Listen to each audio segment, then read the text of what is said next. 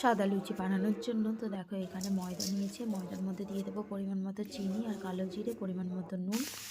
আর এখানে দেখো দিয়ে দিচ্ছি সুজি দিয়ে আজকে সাদা লুচি বানাবো। তো সেই জন্য দেখো এখানে দিয়ে দেবো অল্প পরিমাণ সাদা তেল। আর এই সাদা তেলটা আমি ময়াম দিয়ে মাখবো না, ওর মধ্যেই আমি গরম জলটা ঢেলে দেবো, দিয়ে খুব সুন্দরভাবে মাখিয়ে নেবো। দেখো মাখানোটা আমার সুন্দরভাবে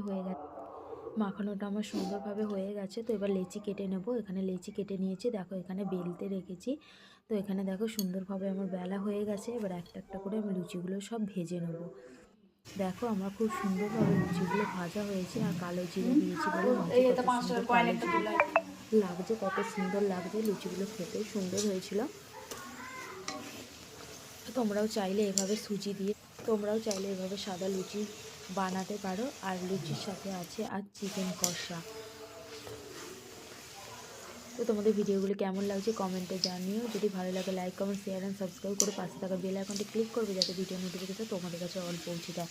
তো দেখো এখানে আমার লুচিগুলো সুন্দরভাবে ভাজা হয়ে গেছে। তো তোমরা দেখছি ভিডিও দেখছো কিন্তু কেউ সাবস্ক্রাইব করছো না কেন?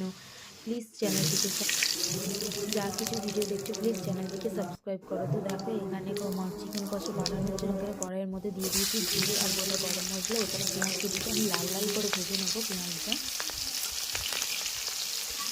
তো পেঁয়াজটা আমার ততক্ষণে ভাজা হতে থাকুক। তো দেখো আদা রসুন বাটাটাও দিয়ে দিয়েছি। আর এখানে দিয়ে দিয়েছি টমেটো কুচি, পরিমাণ মতো নুন, পরিমাণ মতো হলুদ গুঁড়ো, পরিমাণ মতো লঙ্কা গুঁড়ো দিয়ে আমি মশলা সুন্দরভাবে কষিয়ে নেব। তো মশলাটা সুন্দরভাবে কষানো হতে থাকুক। তো তোমরা দেখছি ভিডিওর মধ্যে লাইক করেই চলে যাচ্ছে, সাবস্ক্রাইব করো প্লিজ, চ্যানেলটিকে সাবস্ক্রাইব করো, একজন অন্যজনের পাশে থাকো।